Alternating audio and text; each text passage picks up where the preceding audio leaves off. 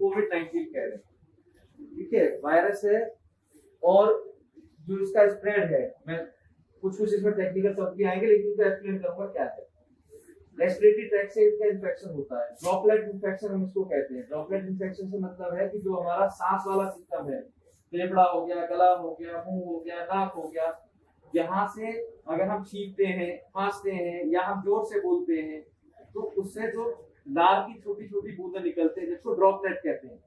अगर किसी इन्फेक्टेड आदमी की ड्रॉपलेट दूसरे आदमी तक पहुंच जाए और वो उसको सांस के द्वारा अंदर ले ले, तो जो भी इन्फेक्टेड आदमी उससे दूसरे हेल्दी आदमी में इस इन्फेक्शन के जाने के पूरे चांसेस।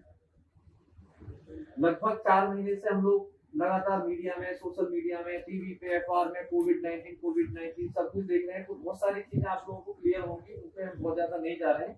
मेरा यहाँ पर आने का मेन पर्पज ये है कि एक तो हर आदमी, क्योंकि इस बीमारी का अभी ना कोई ट्रीटमेंट पता है, ना इसका कोई फ्यूचर पता है, ना अभी इसकी कोई वैक्सीन है। तो इन सारी चीजों को ध्यान में रखते हुए हर आदमी इससे डरा हुआ है कि भाई अगर किसी को कोविड हो जाए, कोरोना इन्फेक्शन हो जाए, तो वो बचेगा नहीं बचेगा। सबसे ज्यादा जब इसी बात का है ना कि फैटेलिटी ज्यादा है इसमें, जबकि जो फैक्ट है इसमें मोर्टेलिटी फैटेलिटी बहुत कम है। परसेंटेज में हम देखते हैं, अगर 100 लोगों को कोरोना हो रहा है तो इंडिया में हमारे यहाँ पर 3 लोगों की डेथ हो रही है। और उन 3 लोगों में भी जो मेन चीज है, जिनमें कोमॉर्बिडिटीज है। कोमॉर्बिडिटी मतलब किसी आदमी की एज 60 से ऊपर है, उसको शुगर भी है, उसको बीपी भी है, उसको हार्ट की भी कोई तकलीफ है, ठीक है, या उसकी इम्यूनिटी कंप्रोमाइज है। अगर कोई आदमी शरीर से मजबूत है और सामने कोई आदमी लड़ने के लिए आ रहा है, तो कैसे बच पाएगा उससे? जब उसके शरीर में ताकत होगी तभी बच पाएगा ना। कोरोना भी एक तरह से जो वायरस है वो दुश्मन है। वो जब आपके शरीर पर अटैक कर रहा है और आप अंदर से मजबूत है, अंदर से मतलब जोले सोले बने हुए हो नहीं, आपकी इम्यूनिटी ऐसी है कि जो नई बीमारी आ रही है आप उसके अगेंस्ट फाइट कर सके, तो उन लोगों में इसका असर कम है जिनकी इम्यूनिटी अच्छी है।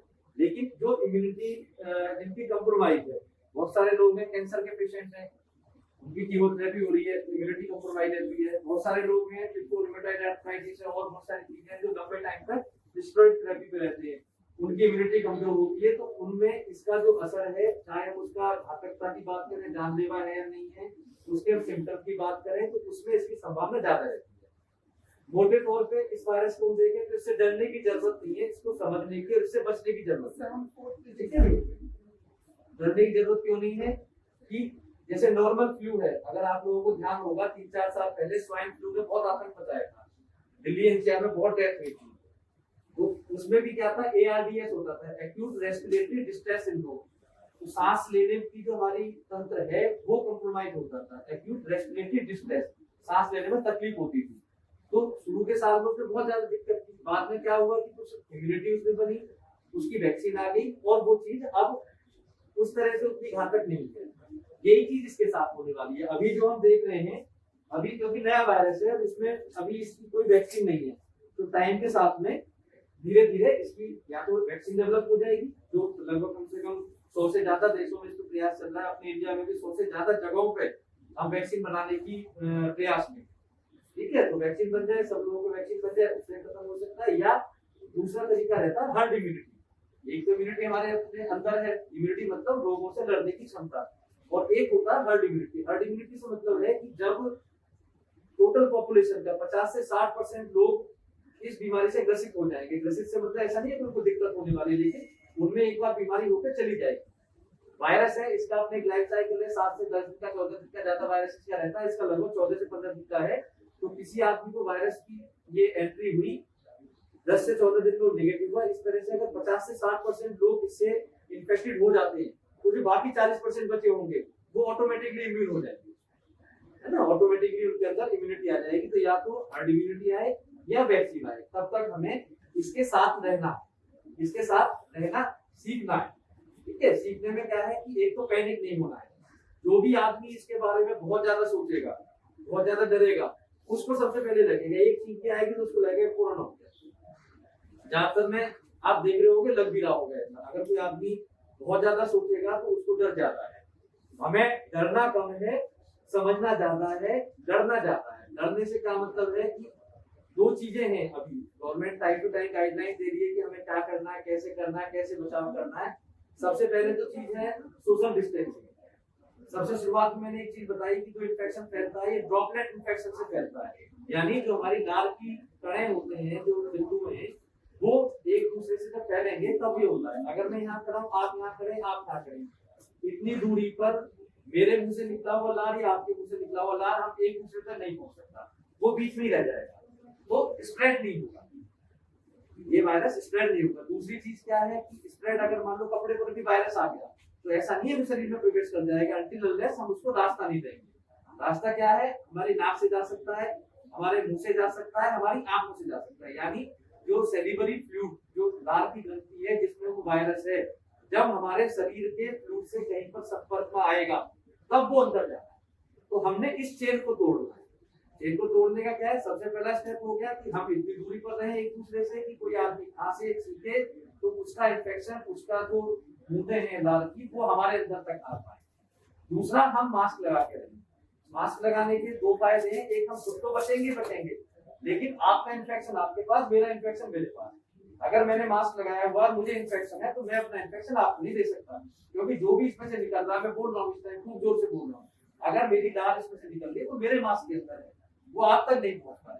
तो ये एक सामाजिक जिम्मेदारी भी है, एक सोशल रेस्पॉन्सिबिलिटी भी है कि हम एक दूसरे से 2 मीटर की दूरी, 6 फुट के लगभग की दूरी में मेंटेन रखें, ताकि जो लार की ग्रंथि है हमारी, वहां से लार निकलती है जिसमें वायरस हो सकता है, वो दूसरे तक ना पहुंचे।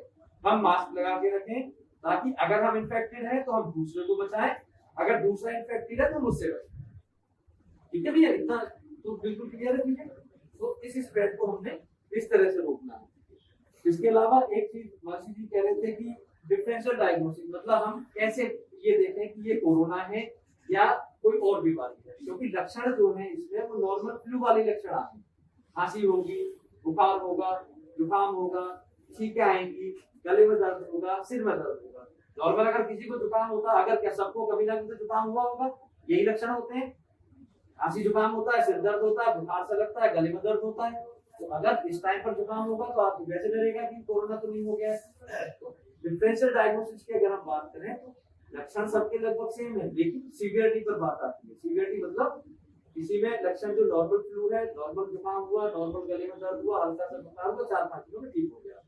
लेकिन अगर वो इन्फेक्शन नहीं जा रहा है या उसकी सीवियरिटी बढ़ रही है, तीव्रता बढ़ रही है, धीरे धीरे करके बुखार भी तेज हो रहा है, हाई ग्रेड फीवर है, सिर दर्द भी बहुत ज्यादा है, गले में दर्द भी हो रहा है, प्लस सबसे इंपॉर्टेंट जो कोविड में हम डिफरेंशिएट करेंगे, सांस लेने में अगर तकलीफ हो रही है तो हम कहेंगे कि ये कोविड हो सकता है। उसमें भी उस कंडीशन में हमने क्या करना है?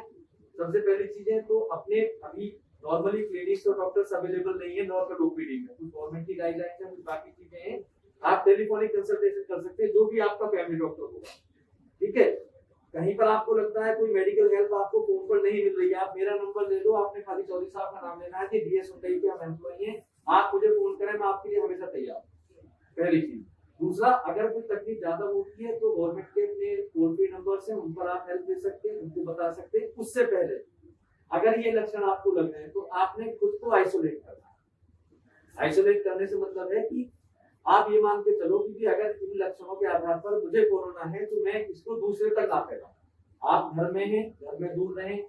कई घर ऐसे होंगे आपके कि उनमें 2-3 कमरों का घर है तो आप अपना एक अलग कमरे में रह सकते हैं।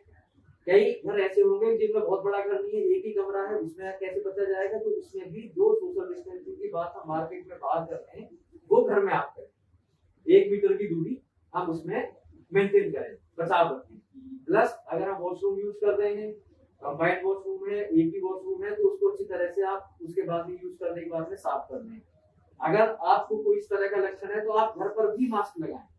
अगर आपको ऐसा कोई लक्षण नहीं है तो घर पर मास्क लगाने की जरूरत नहीं है, अकेले में मास्क लगाने की जरूरत नहीं है।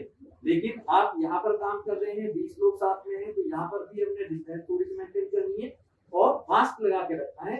मास्क के 2 फायदे हैं, एक तो दूसरे का इन्फेक्शन आपके पास नहीं आएगा और एक आप अपना इन्फेक्शन दूसरे आदमी।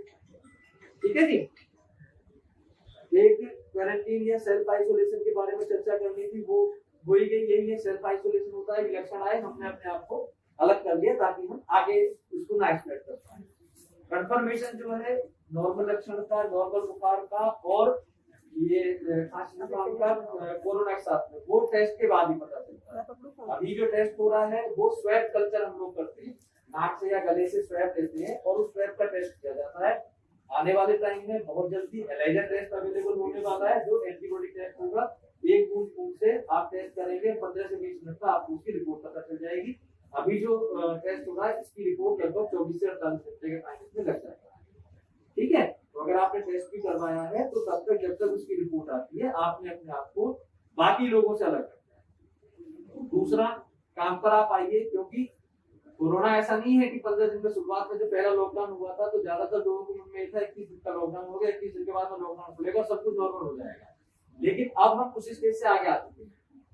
1.25 लाख 1.5 लाख और उसमें से भी 65-70 एक्टिव केसेस जो हैं ये 10 दिन में या 15 दिन में ऑटोमेटिकली खत्म नहीं होने वाले हैं, इनको टाइम लगेगा। दूसरा, जिस स्पीड से ये फैल रहा है उसमें और ज्यादा केसेस आ रहे हैं। तो इसके साथ में हमें, जो प्रधानमंत्री जी भी कह रहे हैं कि जान भी और जहान भी, जान तो बचा ही रहे हैं लेकिन जहान भी बचाना है। तो जो भी हमारा काम है, आप डॉक्टर्स हैं, हम लोग हैं, अपना काम कर रहे हैं, अपना काम कर रहे हैं, आप अपना काम कर रहे हैं, तो अपनी जो प्रिकॉशंस है उनको सेफ्टी को मेजर्स देते हुए हमें काम भी करना है। दूसरा, मास्क और सोशल डिस्टेंसिंग के अलावा है हैंड वॉश। हैंड वॉश की भी दो चीजें हैं, एक गवर्नमेंट या बाकी सब लोग मीडिया कह रही है कि हम जो 70% प्लस अल्कोहल वाला हैंड सैनिटाइजर है हम उसको यूज कर रहे हैं। उसको यूज करने के साथ साथ एक साबुन से हाथ धोने का तरीका, जो मतलब मैं आपको कहूंगा कि आप उसको प्रेफर करें, जो हाथ धोने वाला तरीका है, ज्यादा इफेक्टिव है। प्लस अगर आप अल्कोहल या कोई भी सैनिटाइजर अपने हाथों पर लगातार लंबे टाइम तक लगाएंगे तो उसके अपने साइड इफेक्ट्स होते हैं। साबुन और पानी का साइड इफेक्ट नहीं है। साबुन